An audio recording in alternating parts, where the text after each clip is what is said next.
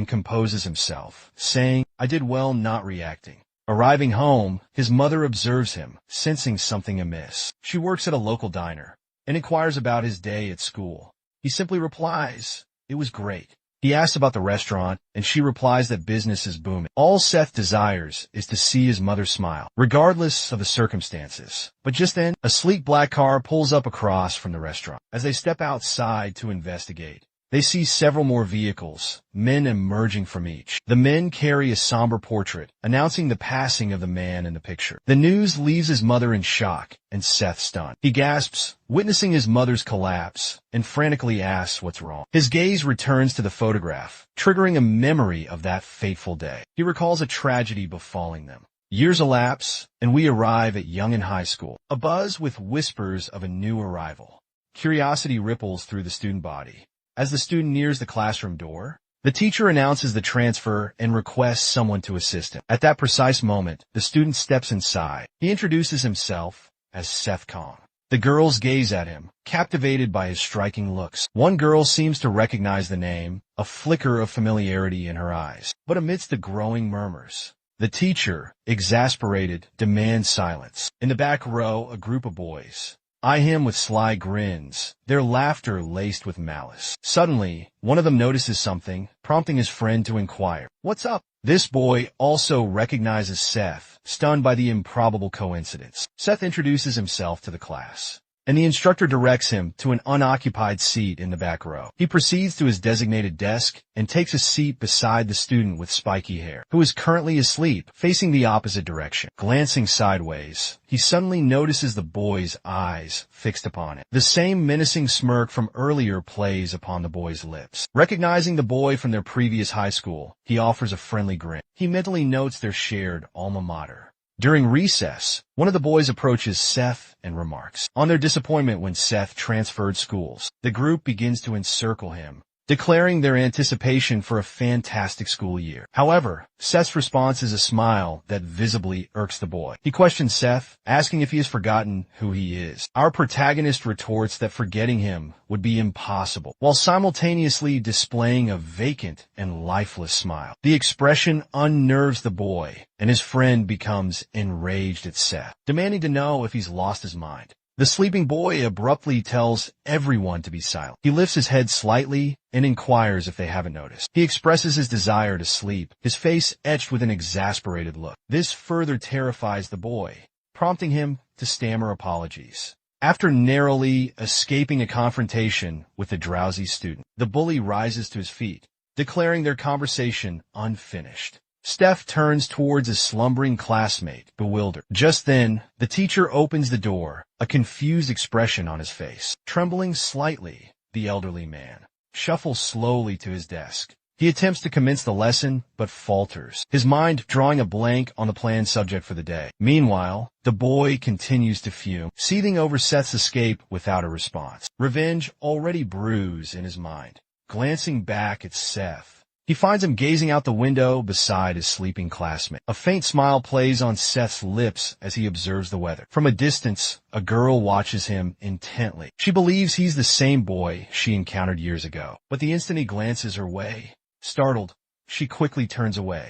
He's momentarily puzzled, wondering if she recognized him too. Dismissing the thought, he returns his gaze to the window, finding a strange amusement in the passing scenery. A wave of relaxation washes over him, and he begins to drift off. Just then, the spiky-haired boy stirs awake. Seth, overcome by drowsiness, slumps under the table, fast asleep. The blonde boy fixes his gaze on the protagonist, then decides to briefly excuse himself from the room. The bullies, initially watching him with apprehension, are momentarily impressed. But their admiration quickly morphs into an opportunity, a chance to confront the sleeping Seth. Seizing the moment, the lead bully joins his comrades, marching towards the table to settle the score. However, their advance is abruptly halted. The girl who had previously recognized him positions herself defensively in front of Seth. Infuriated, the bully threatens that she'll be next. Undeterred, she reminds them that disrupting the classroom is forbidden. He scoffs, disregarding her warning and ordering her to move. But without missing a beat, she declares that as class representative, she won't allow them to run wild.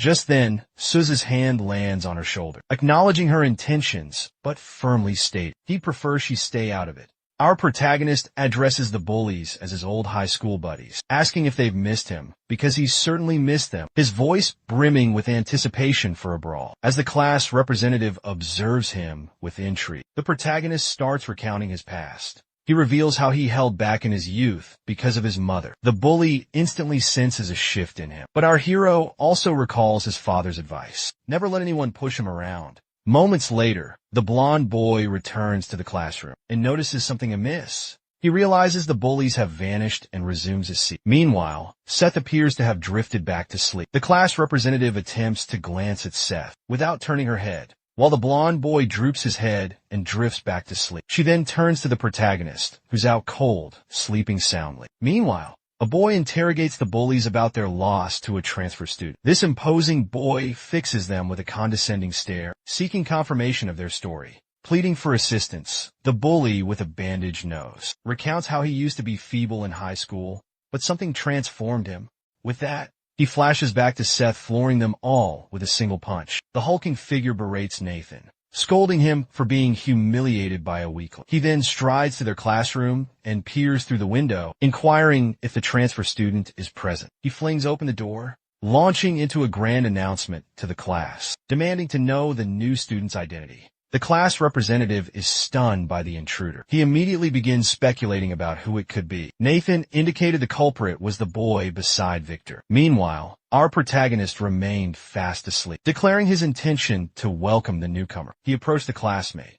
The class representative questioned his presence there, but despite the imposing figure's attempts to engage Seth, he received no response, further fueling his irritation. Seth groggily lifted his head, still drowsy. The large student boasted about eliminating Seth's financial resource. Introducing himself as Goblin from Johnson High, he added, with a menacing air, "You must have heard of me." Goblin scrutinized Seth's face, a flicker of recognition crossing his features as he wondered if they'd crossed paths before. Our protagonist, bewildered, asked what he meant. Suddenly it clicked for both of them. Goblin from Johnson High was the very bully who had demolished his sandcastle. A childhood memory resurfaced. Overcome with excitement, Seth eagerly inquired about Goblin's well-being and his brothers. Oblivious to Seth's enthusiasm, Goblin was breaking out in a cold sweat. Recalling his determined expression, he simply bids him farewell for now. Seth offers a reassuring smile, saying everything's fine. As Goblin exits, Nathan intercepts him with questions. The bully pressures Goblin to resolve his conflict with Seth until he meets Goblin's imposing gaze once more. Ordered to move aside, a bewildered Nathan fails to comprehend. He inquires if Goblin isn't going to address the situation, but Goblin firmly reiterates that Nathan should step out of his way. With that,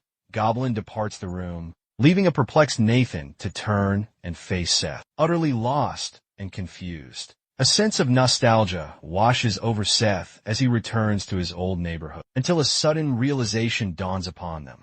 Both he and the representative experience a shared premonition, as Goblin phones his elder brother. Meanwhile, back at Seth's mother's eatery, she inquires about his day at school. He replies that it was enjoyable, prompting her to ask about their agreement. Seth responds, he recalled his mother's advice, never throw the first punch. His mother's face etched with worry. He excused himself, explaining he had a class to attend. But as he departed, a man greeted him with a deferential boss. He sighed, exasperated. He reminded the man, pointedly, that he'd explicitly forbidden that address. He'd already requested, quite firmly, for him to cease. Undeterred, the man repeated the offense. Boss. The protagonist reiterated his demand to drop the title. Settling into the car, he urged the driver to make haste. The driver accelerated as his mother watched them disappear. Back at school, Seth slumbered beside Victor in the classroom. Hours melted away, classes concluded, but Seth remained sprawled across his desk, fast asleep. The class representative observed him with a fixed gaze. The other boys chattered idly, their words meaningless. The gym teacher abruptly entered. The class representative snapped everyone to attention. He approached the desk with a distinct lack of enthusiasm and noticed something peculiar in the room. The two students slumbering in the back row caught his attention, much to his annoyance. A ripple of apprehension spread through the other students as the teacher marched toward the back of the classroom. Fuming with anger, he halted behind the sleeping duo. In a flash, He yanked both of their ears, jolting them awake. The teacher launched into a tirade directed at Victor, explaining that he had only spared him last time due to pressing matters. Turning to Seth, the teacher, failing to recognize him, inquired as to his identity. The class representative promptly raised her hand, clarifying that Seth was the recently transferred student. However, due to their classroom slumber, the teacher banished both boys to the running track. Out on the field, the two grumbled as they surveyed their surroundings. The teacher declared that they were to complete 3 laps around the track, adding that whoever crossed the finish line first wouldn't face consequences for their actions that day, while the loser would rue the day they were born. Yet, both continued with a distinct lack of enthusiasm, prompting their teacher to bellow out, demanding an immediate response. Seth acquiesced, and Victor took off running.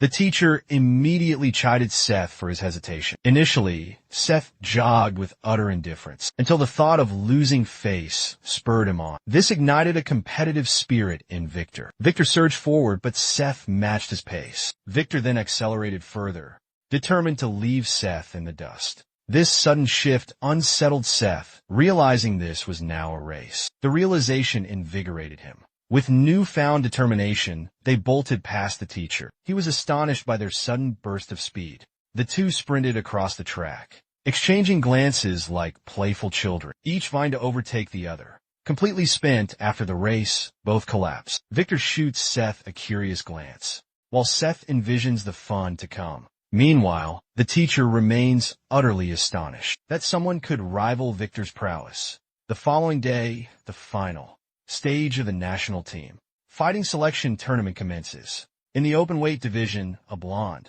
man brags about nearly securing a spot on the team, needing only to defeat one final contender. His adversary, a hulking young man, who stares him down with an unsettling intensity. A wave of anxiety washes over the spectators, while the boy appears irritated by the man's boasting. For all his talk, the man crumbled quickly and was swiftly vanquished. Following the match, contestant Brock Chong retreats to the locker room to recuperate, only to be confronted by Goblin, who demands to know his purpose there. Goblin mentions that the boy from their past, the one who defeated them in their youth, has returned. This statement terrifies Brock, causing him to tremble and sink into his seat. His brother, intrigued, observes Brock's sudden fear. Meanwhile, back at school, Seth and Victor are summoned to the counselor's office. The counselor scolds them for sleeping in class. He then inquires about Victor's next tournament date. Victor admits he hasn't signed up for any. The counselor emphasizes the importance of weight management for a professional athlete. He stresses that maintaining proper weight is crucial for Victor's aspirations. Turning to Seth, the counselor asks if he's involved in any sports teams. Seeing Seth's confusion, he clarifies that he's referring to athletic teams. Seth replies that he doesn't participate in any. The counselor expresses disappointment at Seth's untapped potential. He dismisses them, sending them back to class. Upon returning to the classroom, the elderly teacher instructs them to return to their seats. They both glance at the teacher before settling down, and gazing into each other's eyes, they drift back to sleep as the afternoon wanes. Brock arrives at the school, searching for Seth, puzzled as to why he'd be there. Suddenly, news of Brock's return spreads like wildfire, capturing the attention of every boy in the school. He heads to the student council room, where the president inquires about his reappearance. Meanwhile, in Seth's room, Seth remains slumbering while Victor prepares to depart. Victor starts running, only to be intercepted by Brock, who taunts him with the nickname Broomhead, and demands to know the location of his classroom. When Victor ignores him, Brock seizes his shirt, compelling him to answer. Victor warns him that there will be trouble if he doesn't release him. Brock bursts into laughter,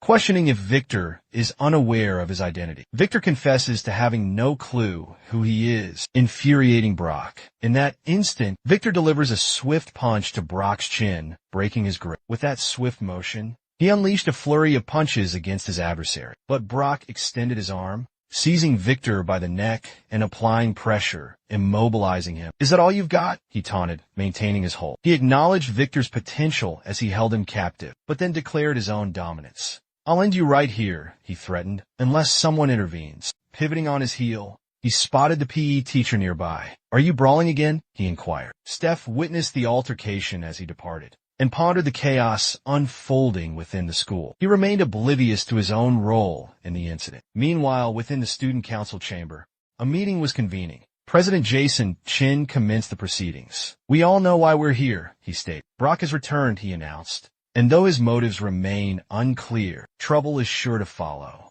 He introduced Brock with a weighty title, the National Wrestling Representative, and Victor, reigning champion of the featherweight boxing division. He continues, explaining that their brawl was ultimately halted by the PE teacher. One council member questions Brock's sudden reappearance, suspecting he's returned to stir up more trouble. This particular member, Gabe Yu, captain of the Taekwondo club, ponders whether Brock should be focusing on national preparations instead. However, another member counters that this is Brock's school as well, implying he needs no justification for his presence. Keba interjects, questioning if they're suggesting Brock missed the school. Jason inquires if Sam has any insight into Brock's return, given their long-standing friendship since childhood. Sam recalls Brock mentioning something about retrieving the new student, though he's clueless as to the reason. This leaves Jason perplexed by Brock's true motives. As the meeting progresses, Seth departs from school for home. He spots a black car parked outside and discovers his driver dozing off while awaiting his arrival. After rousing him and playfully teasing him, as they depart for home, Class Representative Sophie observes them. She spots Seth in the vehicle just as a friend calls out to her from a distance. The chauffeur inquires if Seth plans on making another stop. Seth confirms, stating it will be later that evening. They drive past his mother's eatery, and Seth glances at her working inside. He then instructs the driver to continue onward.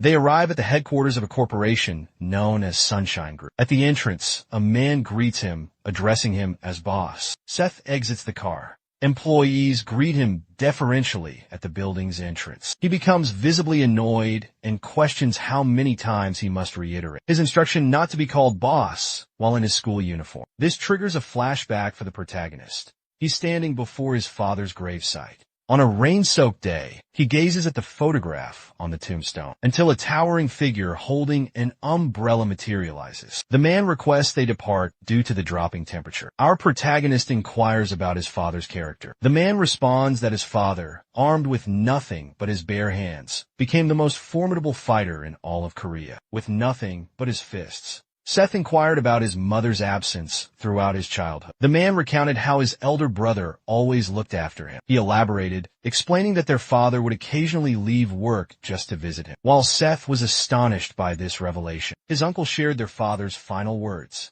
He'd instructed them never to let anyone kick their ass, deeming it a disgrace. They reminisced about witnessing Seth being tormented by his peers from a distance. Back at school, President Jason approached the protagonist's classroom accompanied by his associate.